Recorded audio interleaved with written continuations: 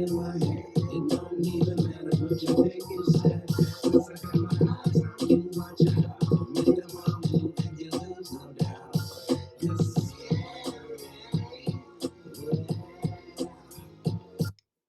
tardes. What's good?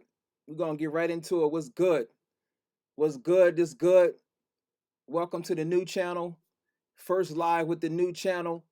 Something Spectacular Sports. You know who it is. It's your boy. We getting it in. We getting it in. We getting it in. We're gonna work our way up to 100 subs and keep popping. I've separated my channels, and this is what we gonna do. Real sports fans only. Real sports fans only. If you're a fanboy, you might not like to hear what we gonna have to say over here. You might not like it. Don't try to force nobody to like your favorite fighter.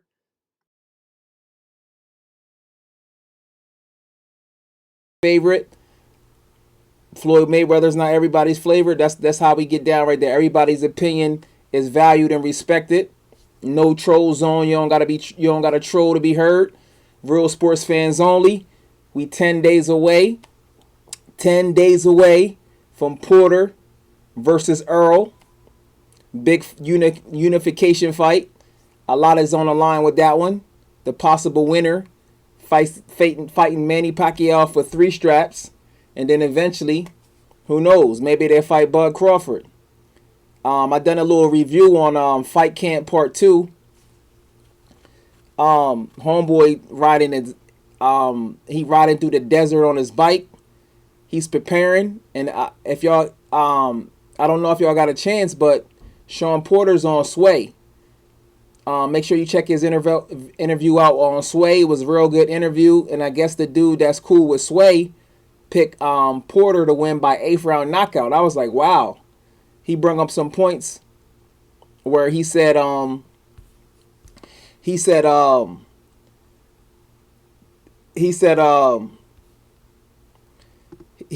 brought up some points where he said Errol Spence wouldn't be able to deal. He said Errol Spence wouldn't be able to deal with what Sean Porter was bringing to him. I beg to differ, but we shall see. Because Errol Spence does have to answer some questions. What's going to happen when somebody go to his body that's relentless? What's going to happen? We heard the sparring stories from 2012, 2013 with Adrian Broner, Floyd Mayweather.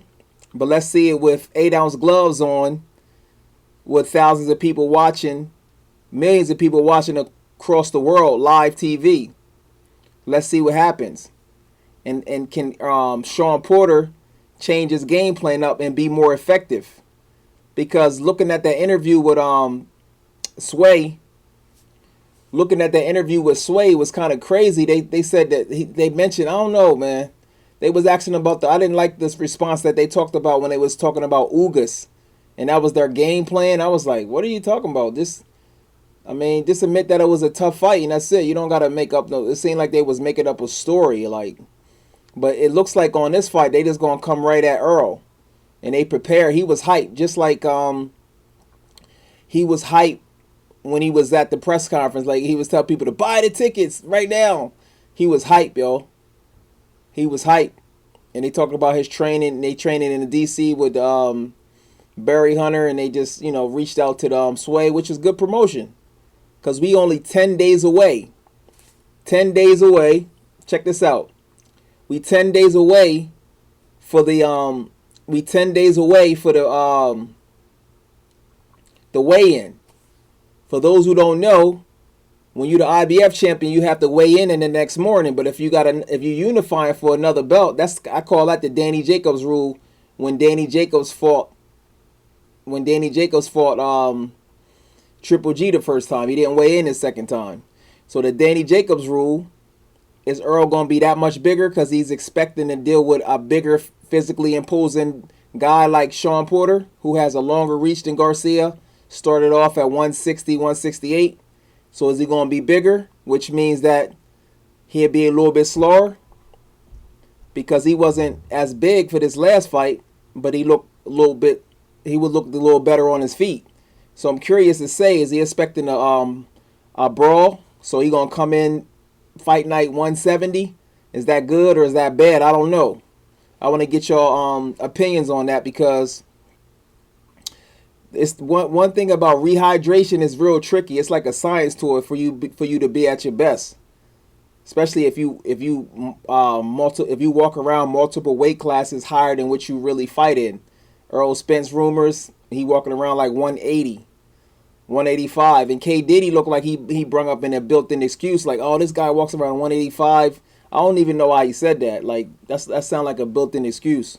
That's something for the fans to talk about. But as the fighters, I mean, that is what it is. He sound like, okay, that's the excuse gonna be if he lose.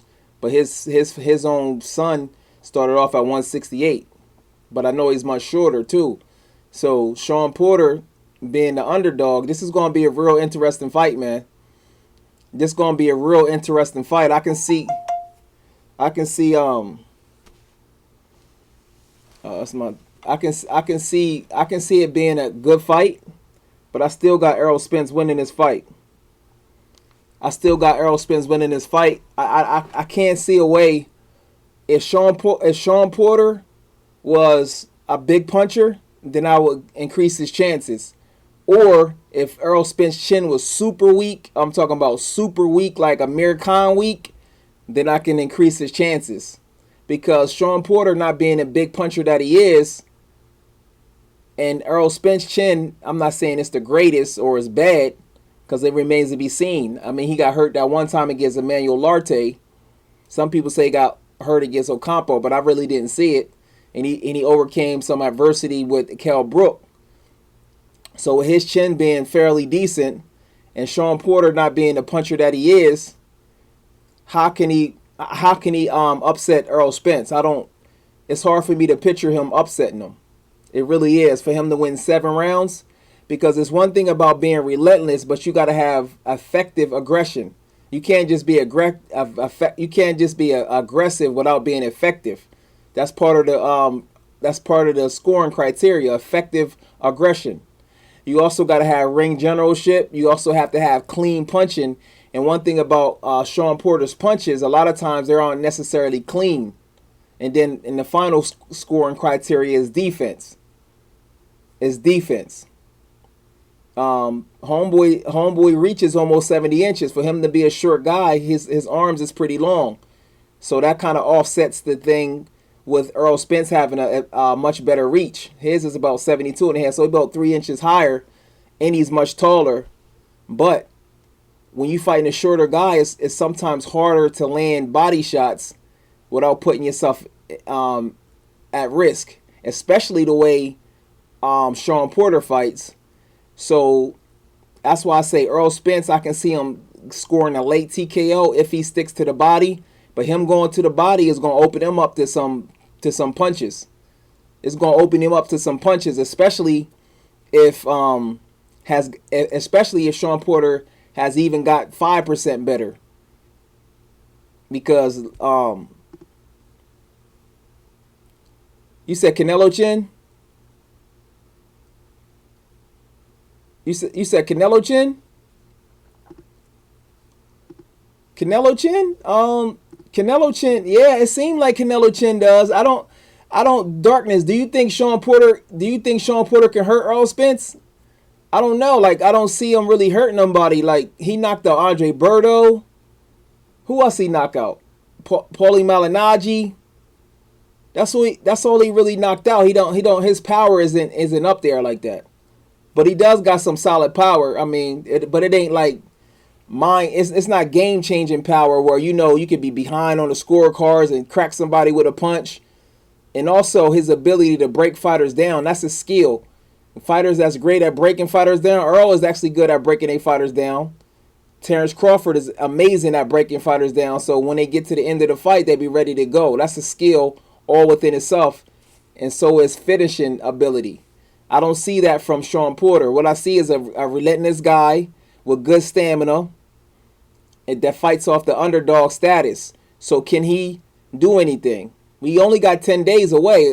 Man, this is going to be crazy. Like, I'm curious to know how much they're going to weigh in the ring. I'm definitely going to do live commentary on this one. I want to know how much they're going to weigh in the ring. Is he going to be because I'm a firm believer when you start gaining like more than 15 pounds, sometimes that does more harm than good, especially if the person that you're fighting is going to your body. Say if Errol Spence gains too much weight and Sean Porter goes to his body, even if he don't gain too much weight, if somebody land effective body punches, that changes the game. That changes the game plan. And one thing about Sean Porter, I'm trying to think of ways for him to win. It's like he's been the underdog. It's like Sean Porter's been the underdog. A lot of people saying that he was being ducked and ducked and ducked, which I felt like he was ducking Errol Spence too. But now they got their belt, they done their defense, and now there's a good time where Errol Spence's risk and reward level is the same. So I see this being a good fight based on the relentlessness of Sean Porter. Now, if Errol Spence get in the game and start holding and grappling, then it might not be as exciting, kind of like how Kell Brook was. Kell Brook convincingly won that fight, but it was a lot of clinching. So this is going to show a lot from Errol Spence. Can he prevent Sean Porter from clinching? Because that's a skill all within itself, to prevent somebody from clinching and to cut the ring off. That's a skill within itself. So it's hard to do that, because we know Sean Porter like to smother his punches.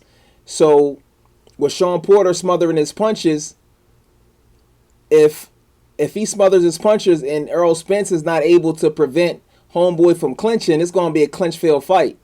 And it's going to be like, wow. Now, if Errol Spence say, you know what, if he prevents him from clinching,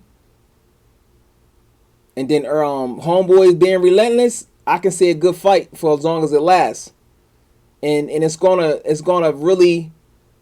be a good fight for Errol for his development as well, especially when he move up to 154, when people just gonna come at him. Because I'm gonna tell you, I've said this before the fights, with the high risk low reward scenario, fighters are people. So when they see you in a fight and you go the distance with a smaller guy, then their perception of you start to change and their own confidence get higher. So they looking at Errol like, okay, he ain't knocking on Mikey. I got a better chin than Mikey. I'm bigger than Mikey. This is what's going to happen. So now a lot of fighters is going to be more confident. So it's going to be harder for him to just get victories. He really going to have to dig in his bag to pull out these victories. It's not going to just be as easy, especially as his profile goes higher, and beating Errol Spence does good for your own profile. Once your reward level gets up there with the risk, people going to come at you. You can't be taking no fights off. Look at Anthony Joshua. He knocked out Povetkin, came back 9 months later and got knocked out by a 11-1 underdog in Andy Ruiz. I don't know what this the odds are for this fight, but it's going to be interesting, man, because I'm gonna try to put that link in there. Samuel, what up? What up, Samuel? Yeah, I'm about to get into that in a second. Y'all, because smash that thumbs up for your boy. Recently said about what did he say, Darkness? Because I know they've been going back and forth, and I'll be catching it. I'll be on the fighter side, yo. That's unbelievable to me. What he's doing to Ryan Garcia is literally unbelievable, because remember a few months ago when Ryan Garcia went to Floyd's birthday party and they made some comments and they was hurry up and quick to come out with a statement, we don't want to get you for interference or something with Leonard Ellaby. And I noticed something about Ryan Garcia that then I was like, because usually when you with one promoter, you usually don't go out. I mean, I don't know why it's like that. They be like on sides or whatever. But I was noticing he was going to Floyd Mayweather's party, and then it was like, we don't want to sue you for interference or whatever. But now this comes out. How can you treat Ryan Garcia like that? I don't understand. Why would you treat your guy like that? They act like they got 10 fighters that they can afford. They only got one big fighter. That's it.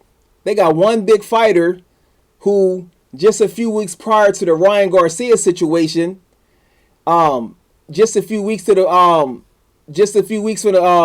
Ryan Garcia situation, they had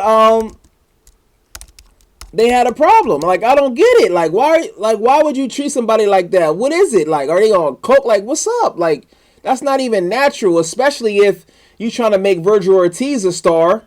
And I know everybody's situation is different, but if I'm a fighter, I'm looking at how they treat Canelo. If you treat your best fighter in a certain situation, came out with the IBF rankings and all that, and Canelo, came up and it was little beef, but now it's kind of hidden with the Kovalev fight, but the beef is still there because I looked at the tweet that Ryan Garcia put out, and Ryan Garcia was like, Canelo retweeted it.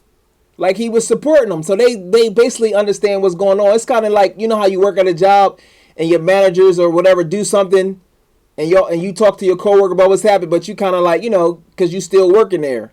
So why would they, if they doing that to his best, if they treating Canelo a certain way, and then Ryan Garcia, I know he's not, right now he hasn't won no titles or whatever, but he has the potential to make that money because boxing is a business. We already know how it works. You could be the best fighter, but if you don't bring as many seats and attention to the game, then you're not going to make as much money. That's just the way that it works. Like, it's like that in all the sports. Like, you can be the best basketball player, but you'll get more promotion if you get more sponsors and things like that. It's like that everywhere. That's just the way business works. Even in music, the best rappers and the best singers don't always get make the most money and sell the most tickets. And then you got Ryan Garcia. He's a solid fighter. He's still developing. He's like a prospect. But for them to like make their name out like that, it's like a personal vendetta, and the whole world is watching. And they only made their company look trash, yo. Golden Boy made their company look straight trash and straight unprofessional. That's just totally, that's just totally not even acceptable. You expect Virgil Ortiz, who was at 140, shout out to Samuel, that's Samuel boy. I like Virgil Ortiz too. I like his maturity. I like his mentality. You expect him to be a star, but it's almost human nature for them to look, you treat Canelo like this, and I'm nowhere near Canelo. So if you treat Canelo like this, and you treat Ryan Garcia like this, what's going to happen? So I don't know, man. Somebody really need to sit down with him, man. I don't know if he back on that candy again. I don't know, man. And who's to blame? Like, you just got to sit down and be like, yo, if they don't believe in Ryan Garcia, just let him go away. Let him go to Mayweather. And that's what I wanted to get into. Do boxers even really need a promoter nowadays? So what do promoters do? Because if you got your own personal matchmaker that understands matchmaking, and you back by if you got the backing of the TV and the public, and your reward level and your risk level was evened out, and you up there, what do you need a promoter for? It's just like when you get into the music industry, why do you need to sign with a major label now? You can go independent. Look at KSI versus Logan Paul 2. A lot of people hating on KSI, Logan Paul 2, but I seen KSI, dude got like 20 million YouTube followers. Imagine that. So he making millions off of YouTube. That's just YouTube. Millions. And I'm sure Logan Paul too. So they built up their own profile. We already know, ILTBA already mentioned how when they went to go do an autograph signing with Ryan Garcia, the lines was like way around the corner. People travel to go see him. He has a following. So what are you going to do with his skill level? Of course, eventually your skill level has to match your following. I mean, you can't just be popular and you still got to win. So I really don't understand why they treating the boy like that. That's weird to me. And I seen it on Fight Hype. Shout out to Fight Hype. They was like, this release me.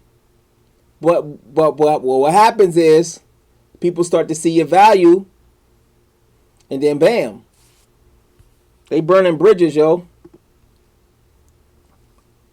That's what promoters do. They treat you like shit. I don't hear the PBC fighters going through this type of shit other than Gary Russell, and he isn't signed to him or all. Yeah. See, yeah. Oh, see, that's just not professional. Like, okay, that's what he said. Is he my best young fighter? No. Maybe next to Virgil Ortiz. Virgil Ortiz is the real deal. Ryan has a very unique situation because of social. That's like dissing him. Like you don't say that in the public. Like, you don't say that in the public, son. Like, why would you say that, yo? That's crazy. Like, the fact that he has so many followers is great, but it hasn't transcended over the boxing. It just hasn't. That's the bottom line. That's something that you say to your fighter behind the scenes, dog. You don't say that in front of the public. Just like that's what Bob Errol, man. Bob Errol, boxers don't need a promoter. That's the blueprint of Al Olympia. That's why these other promoters envious. Yeah, that's what it is, yo. That's what it is.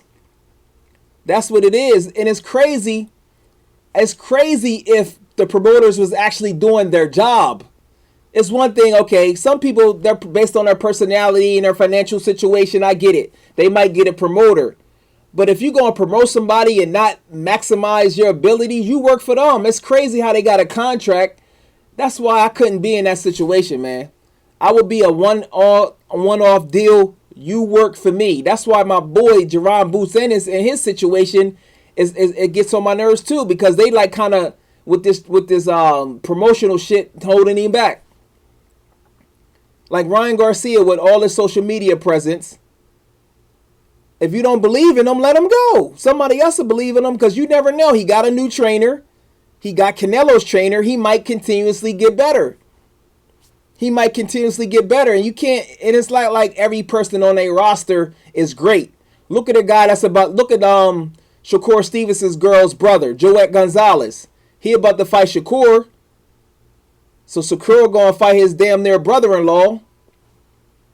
Is Ryan Garcia better than Joette Gonzalez, or they just don't even bank on him like that? Or you just totally stop believing in them, and like that's like a personal thing. Like, if that's the case, just let him go. Don't hold. You don't. I hate when somebody get taken advantage of. Let his career go. Let him go. He's still mad young. You never know, man. He might continually develop. Let him go to Eddie Hearn. I bet you Eddie Hearn will have him paying him, have him fighting in the UK, have him fighting 3-4 times a year. He probably have him on the undercard at KSI Logan Paul, social media presence, and just build your name up. I mean, if you're going to be a promoter, you got to do your job, because some promoters, I literally don't know what they do. Do they just do paperwork? Like, what does Lou DiBella do? And I like Lou DiBella, but what does he actually do? What does Lou DiBella actually do? I know Bob Arum, the best thing that the promoters can do is do the behind the scenes, shit that with the sanctioning bodies to positioning you in for a title. That's why Jerron Boots Ennis, if he had a better promoter, he would have been the mandatory IBF number one. He would have been the mandatory if he had somebody, because that's positioning. But like I said, if you can find a way to position yourself in the sanctioning bodies, what do you need a promoter for?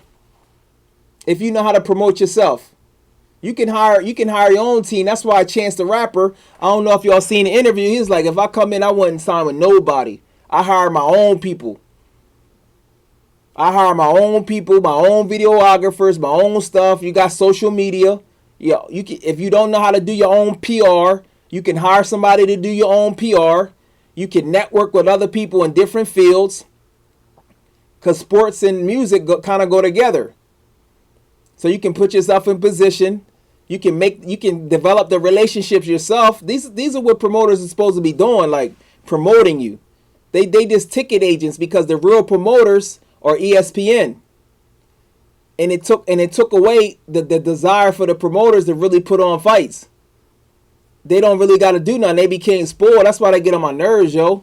I don't like the way they doing Ryan Garcia, yo. That's not cool, yo. Just release him, yo. Young guy in his career, you know what I mean? And nobody said he was pay-per-view number one. Like, we could imagine if he was pay-per-view number one. Like, watch. Everything comes around, watch. Virgil Ortiz, you never know what could happen. Virgil Ortiz like, nope, I'm not going here. I'm going to go somewhere else. Man. That's not cool, man.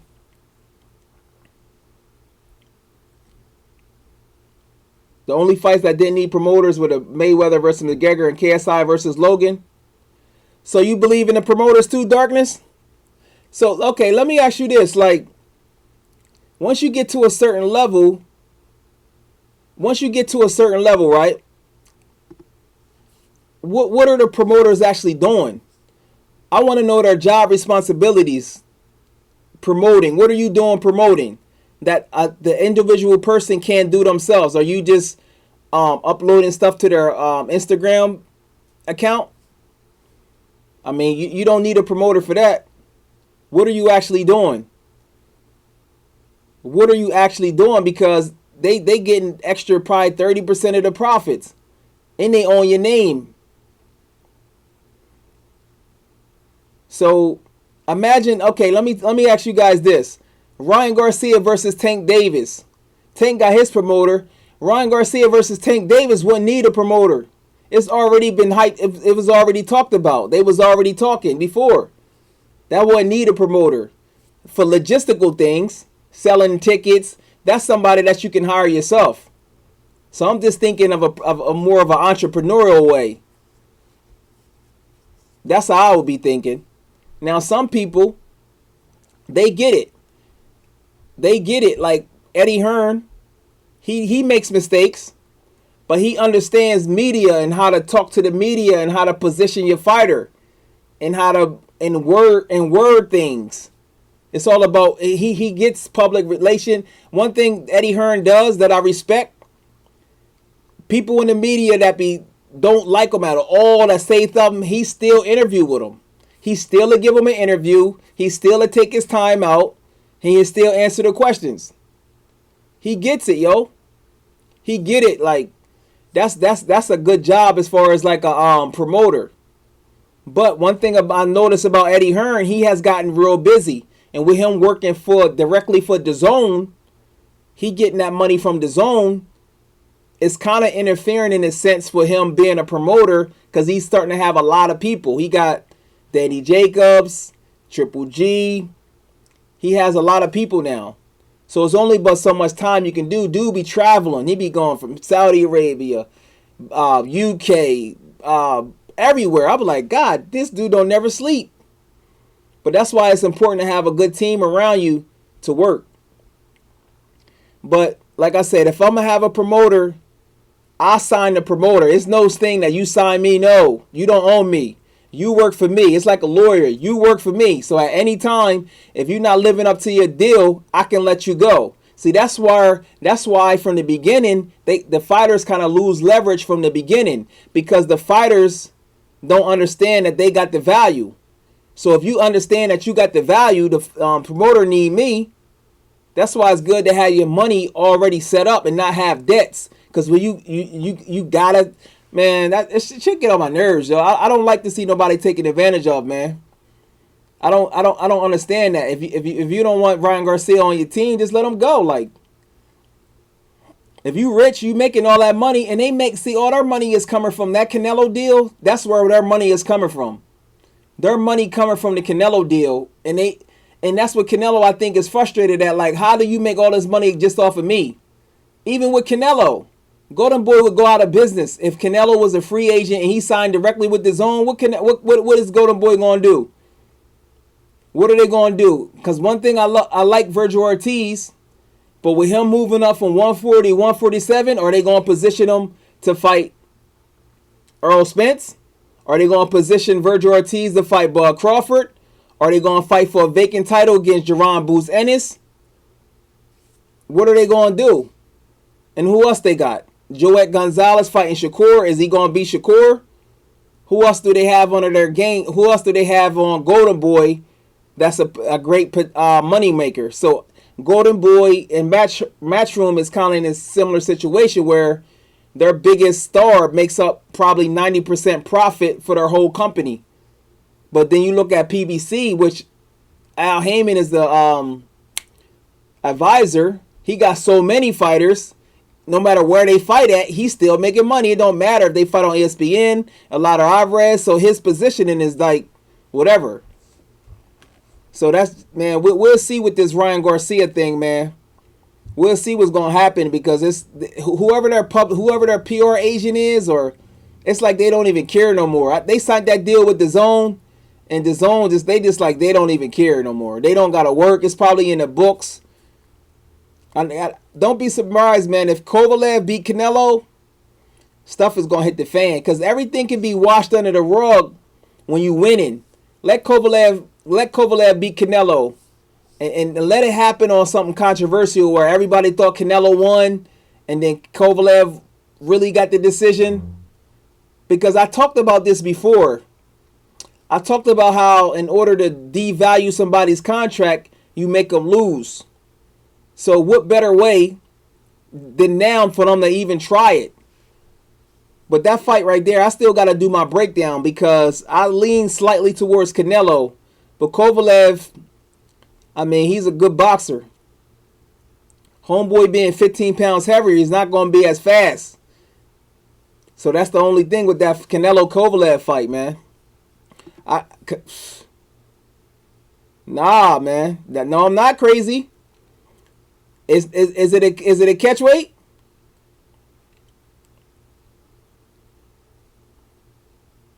Is it hey Darkness? Is it a catch weight? It's full 175, and this is what I think is happening. I think it's some rehydration clauses, but based on the media, for them to just sell the fight, they're not going to mention it. Don't be surprised if a rehydration clause.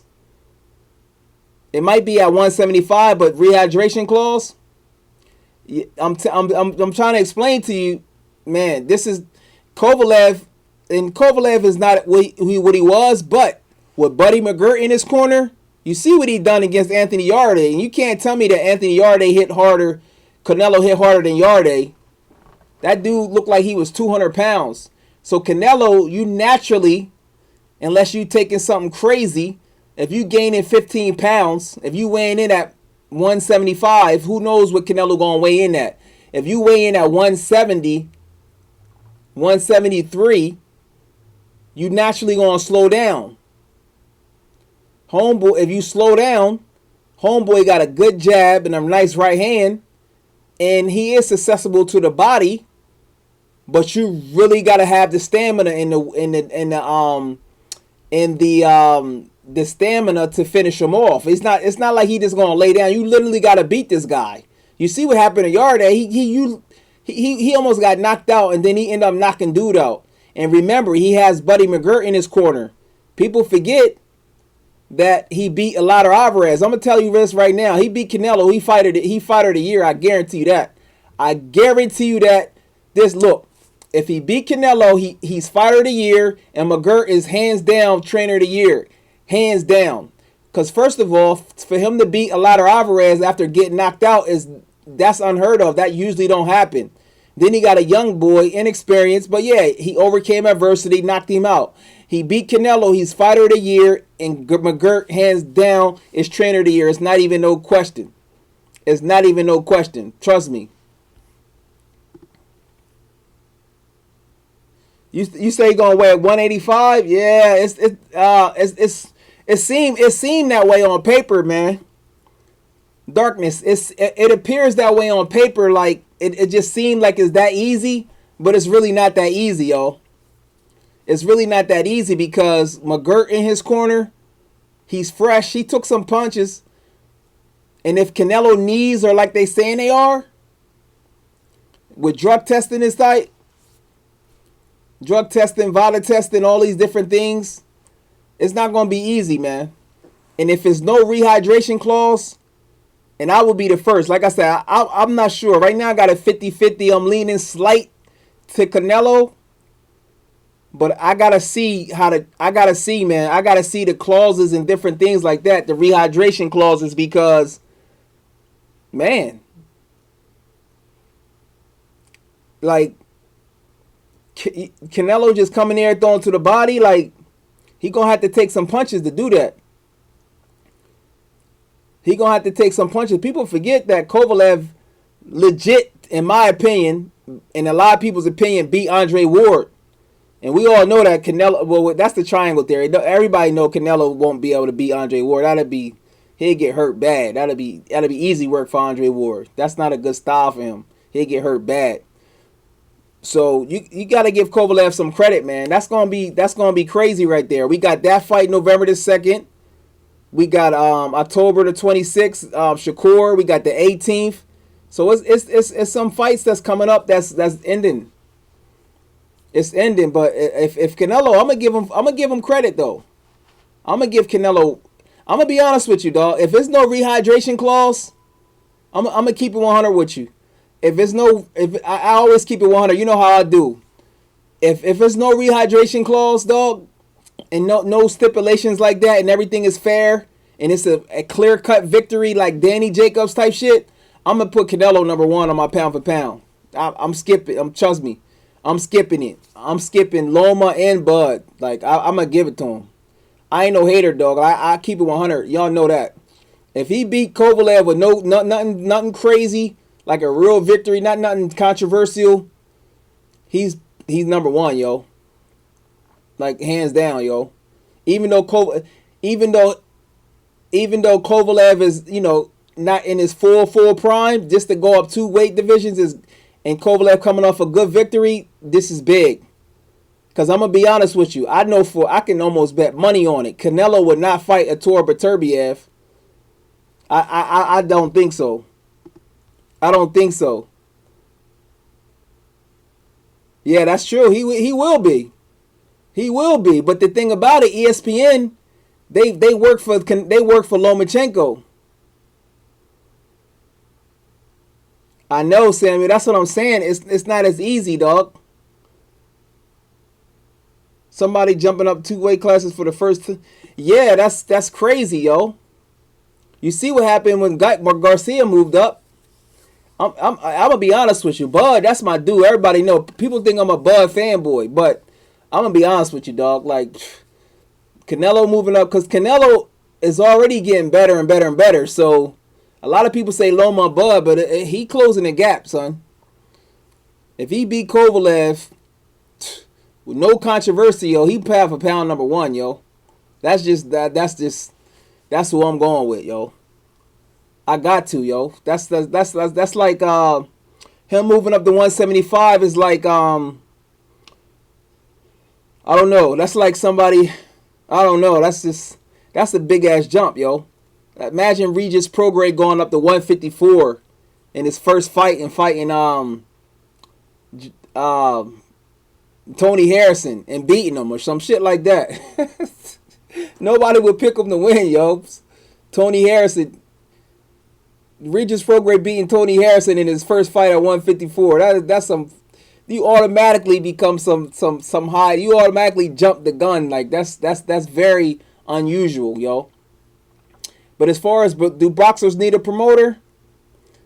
If I'm a boxer, man, you look at this. The promoters, I gotta sign in the clauses. You have to do your job. It's like they do the bare minimum, and they don't care because they make all the money. They don't put their life on the line. They don't put no risk involved.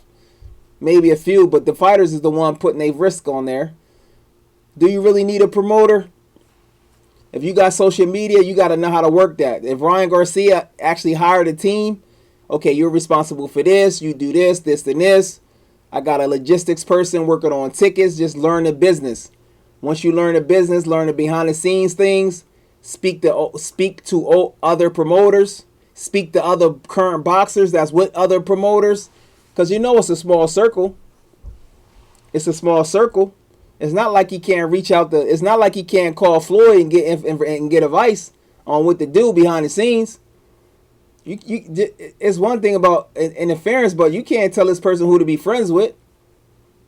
So it remains to be seen on Ryan Garcia, man. He got a fan base, and Ryan Garcia is not the only one that's going through this. This happens all the time, It happens all the time. But let's see what happens. Let's see where he's going to fight again.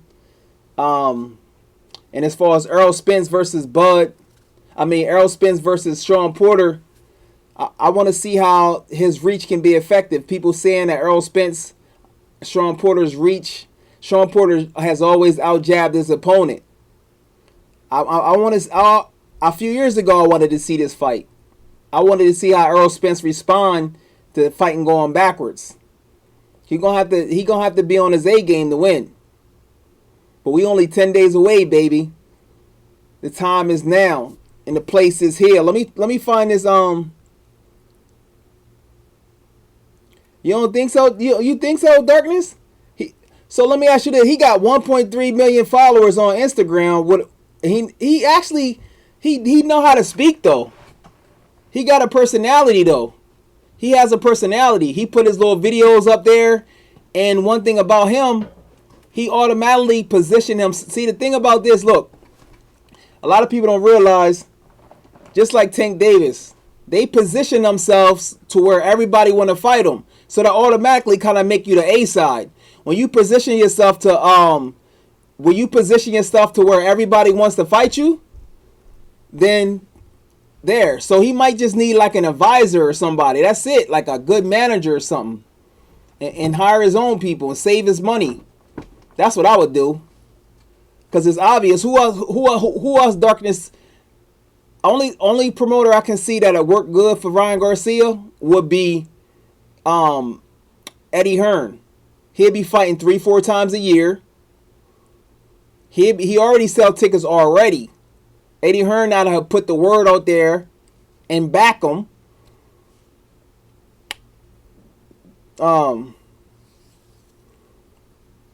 Canelo's gonna have to stick and move to get the win, in my opinion, because not stopping Kovalev.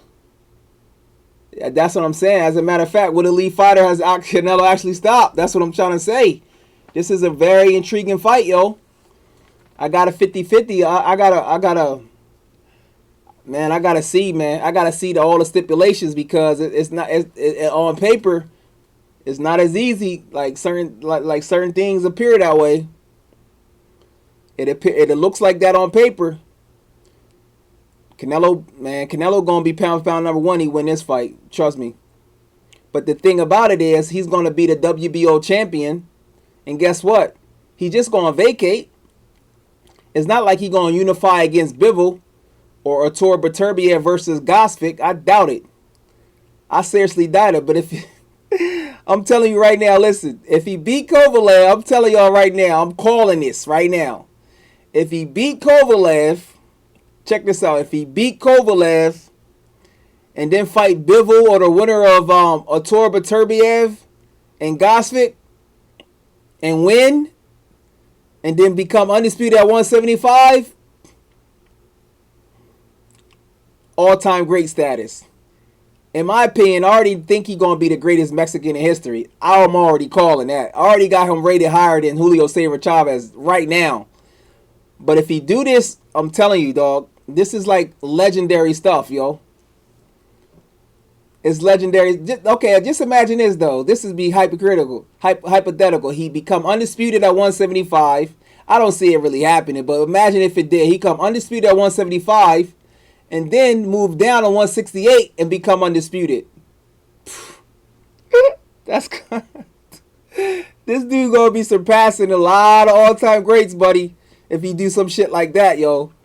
That's legendary all-time great status. In today's age, because one thing about Canelo, he just turned 29, but we know how long he's been fighting. If his knees are having challenges like they saying, how many more fights does he really have in him, especially if they doing stringent drug testing? Because we know with drug testing, you can take all types of shit. But if you got real drug testing and you're not allowed to cheat and put the real work in, then that's going to be telling what really, really happens. But, man. Sammy said, I think Ryan being signed to GB Golden Boy is actually slowing him down, so I can't agree with that statement. I needs a promoter. Yeah, that's what I'm trying to say, Darkness. Like, only promoter I can see that'll really understand that see, it's a lot of these guys, like, they grew up in a different era, so their techniques is different. You gotta always adapt. Eddie Hearn grew up in the younger era. He young. He just turned 40. Like, he young. Like, he get it. He gets the social media and a little, he know how to talk a little, he take a little jab at you, and he gets it. Like, I can see Hearn doing it.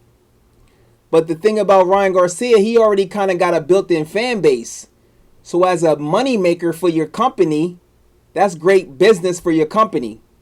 And we all know nowadays, with matchmaking, you can make champions a little bit easier. Now, the only thing is he's at 135. We already know he ain't going to fight Lomachenko, but you can already position him into a fight with Tank Davis. Imagine Tank Davis versus Ryan Garcia. That'll do. I'm gonna tell you right now, that'll do 1 million pay-per-views. I bet you. I bet money on that. I bet money that Ryan Garcia and Tank Davis. I bet anybody a billion. I bet anybody some bread that Ryan Garcia versus Tank Davis will do 1,000,000 pay-per-views. I bet you. I really believe that. And they at 135. They already started. Ryan Garcia makes some improvements. You never know, man. He looked like he's trained. Who knows? Who knows, man? I say he signed with Eddie Hearn, though. Or just, like I said, do his own thing for a minute. Do his own thing.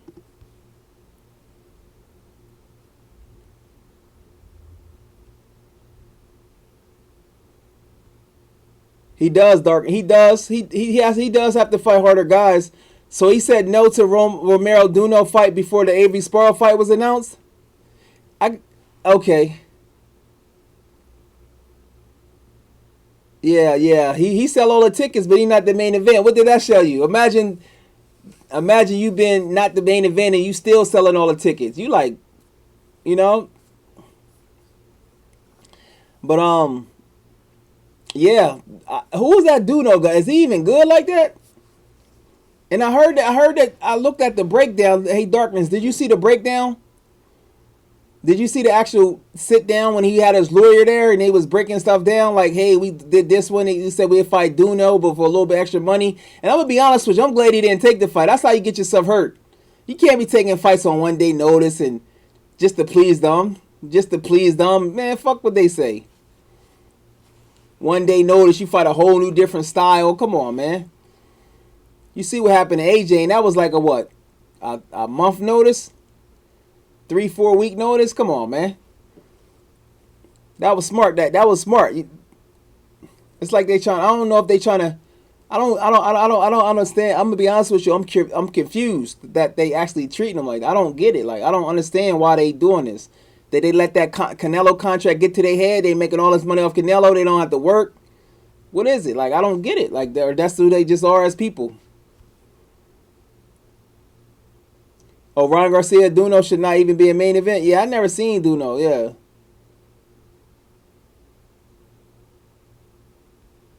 I know. He the next Golden Boy. They supposed to build up their following. But it baffles me how these promoters shoot their stuff in the foot, yo. Bob Arum, he loves Lomachenko so much. He'd throw a shot at Shakur. Like, what are you doing? Do you understand that Shakur and Loma is 10 years age difference as a company? The money that you can make off Shakur would be more. He's 10 years younger than Lomachenko. Lomachenko is at his prime and probably be only fighting maybe six fights or less, and he probably gonna retire. But you make it look like Shakur Stevenson. That's just not what you do that's just not good. That's just not professional. And people remember those things when their contract is up. People remember those things, and it also like, why would you be promoted behind a guy who doesn't promote you? That's the same thing that Floyd used to say. He was all on Oscar De La Hoya, and see, they got to learn how to multitask their vision for their company. If you gonna have one fighter, of course, Oscar De La Hoya was more popular than Floyd, but everybody knew Floyd was a better fighter, but he didn't know how to turn that attention to Floyd. Sometimes they just don't even know how to promote certain fighters. You can't promote every fighter the same. You can't promote every fighter the same.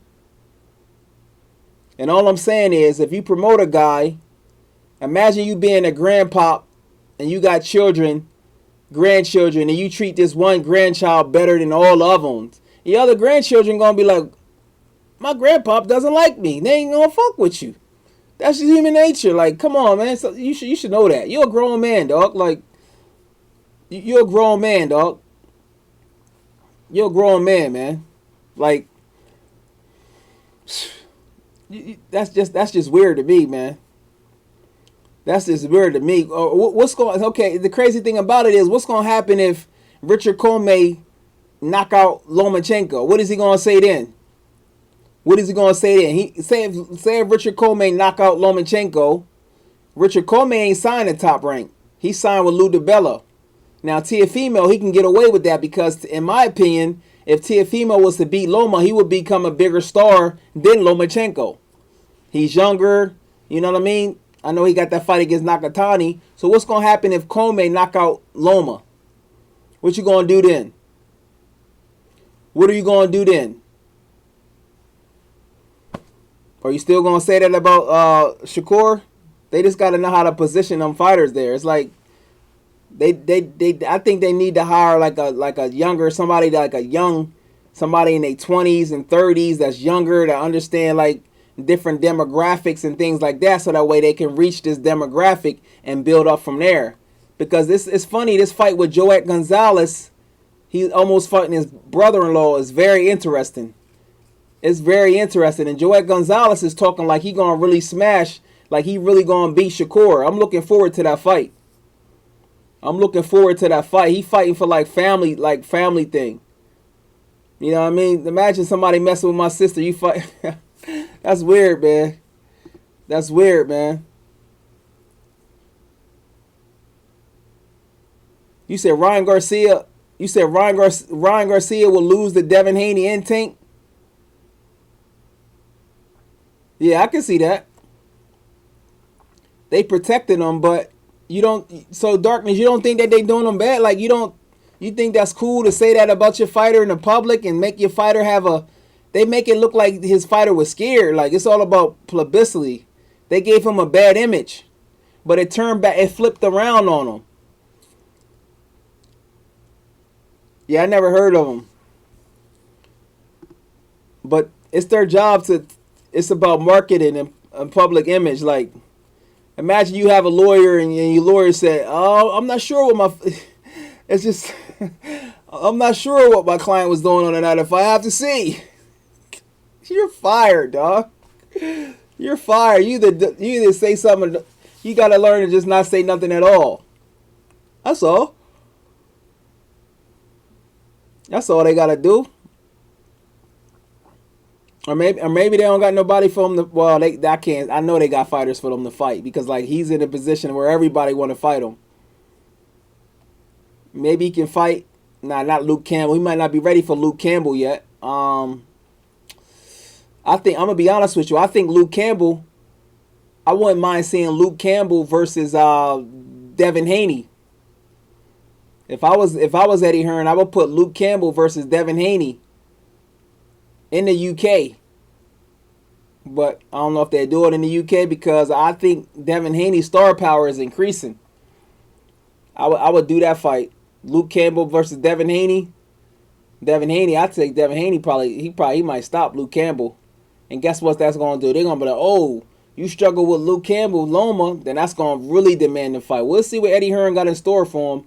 I'm curious to know who's his next opponent going to be because I think he's leaning towards fighting on a KSI Logan Paul main event. We'll see in Staples Center. Yeah. They are familiar with each other, but one thing I noticed after Devin's victory, Ryan Garcia sent them a tweet and said, Ryan Garcia sent them a tweet and was like, congrats or whatever. And then Devin Haney responded like, yeah, I'm supporting you. Like, low key, like I'm supporting you. You know what I mean? Yeah, they man.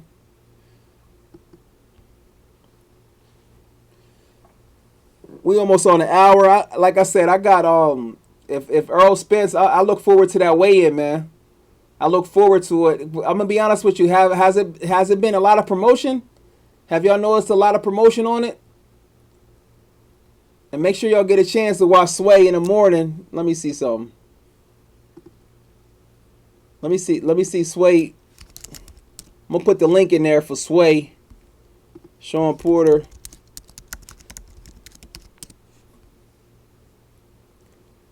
Let me see.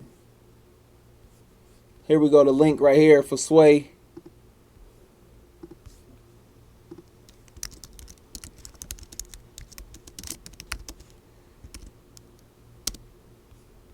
There go the joint for Porter and Sway. Yeah. We'll see, man. We 10 days away. I haven't really seen too much promotion on it. I think I see on LCBA's page that Errol Spence got an open workout in Texas somewhere. Probably, what's today's date? The 7th. Probably on Thursday, and then they probably leave for Los Angeles on They're gonna leave. They're gonna leave to L.A. probably early next week, maybe Sunday. Get used to it. Was 2 hour difference and 3 hour difference for Sean.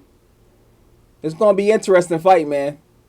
If it was more of a 50-50 fight, I done a video on the best 50-50 fights for the rest of the year. I had Beterbiev and Gosvick and Regis Taylor versus Prograis. If Errol Spence wasn't so much of a favorite, I would have put that on the list. But it is a meaningful fight for unification. Anytime you have unification, very meaningful. But as far as this promoter situation, each fighter has to know their worth. Don't be desperate for money. That's what it be. A lot of people be desperate for money, not patient, and just understand business. Don't sign your life away and put your hands in front of a promoter, a greedy promoter that's already rich. You rich and you greedy. What you greedy for? You already rich, dog. Don't you want everybody else to have a chance? But we'll see what comes out in the end. We'll see if let's see if he come with Hearn. I'm gonna be honest with you. I doubt if he get out of his. I think whenever his contract is ordered, that's when he'll leave. I doubt if he goes out of there now, because Golden Boy gonna come to their senses. But make sure y'all share this if y'all get a chance. I appreciate y'all joining me on my first live joint. I'm multitasking. It keeps me focused with just sports, and then with the joint last night. I'll be back on my Jalik the Leader joint tonight. We're gonna have some nice, amazing topics, some nice guests on there. Maybe Samuel Shaw, you'll be a guest up on there, because you was doing your thing last night. But what I was gonna say, I forget. I always feel like I'm forgetting something. Yeah, so I appreciate y'all coming through, man. Like, promoters, do you really need a promoter? If you're gonna have a promoter, they're gonna have to do their job. Like, if I had a promoter, the promoter worked for me. I don't work for you. So I automatically would have the leverage on everybody. So as soon as I feel like you're not doing a job, you done. You just get fired. Like, you work for me, I don't work for you. So that's why that relationship right there is kind of already off from the door. You think so? I wouldn't be surprised. I wouldn't be surprised, Fallen, because that'll help sell the tickets. That'll help sell tickets because he sells tickets. Not only that, that's only the right thing to do to save face. They got the same. First of all, they got the same trainer, or they know so. You gotta save face. You like the way they treat them is like they literally like it's weird to me. Like most promoters would. Man, I don't know, man. This is weird, yo. Spencer Porter are gonna do less than 250 buys. You think so? Yeah, I haven't, man. Yeah, I put the link in there. It was on its way. It was interesting. But see, you right, Darkness. But if you notice the dialogue between them, he's taking him in like kind of like his little brother. And when certain things happen with Canelo, let's not sweep that under the rug. We already know just a few weeks ago, Canelo was going back and forth with Golden Boy on Twitter as well. So it's not just Ryan Garcia. That's why I'm saying, how can you expect Virgil Ortiz to want to sign with you if you're doing that to Canelo? Yeah, that's true. I think Virgil Ortiz should definitely be on the undercard. Virgil Ortiz just fought in August. He better be on the undercard. If I was him, I would 100% be on the undercard. I would 100% be on the undercard. You think the fight gonna be better, Sean? Well, I hope so. I don't like to see blowouts. I want him to do better than what I expect, Sean Porter, because I was right on the money with Ugas. But Virgil Ortiz need to be on the undercard. I like Virgil Ortiz. Stay active, man. Stay active. fight on the undercard. He should be the co-main event. But what opponent can he be on there? What's a good opponent for him at 147? They're gonna have to pay that bread up. I don't know. Who's a good opponent for him? It could be somebody at 154 moving down or somebody at 140 moving up. I'm curious to know, man. We'll see. We'll see. November the 2nd. That's only about 6 weeks away, maybe. Yeah, it might be like 6 weeks away. I don't know. I'll be back tomorrow, man. I'm gonna do my sports joint lives in the morning, and then I'll do my other stuff at night. I'll be back with some more heat tomorrow, though. I appreciate y'all supporting me, man. You know what I'm saying? We on a long road. Like, this is a brand new channel. I got to get to 100 subscribers. Then of 200, 300, 400. We just got to work it like that. You know what I mean? But I appreciate y'all, man. I'll see y'all tomorrow. If y'all come through tonight, I'll see y'all tonight. Peace.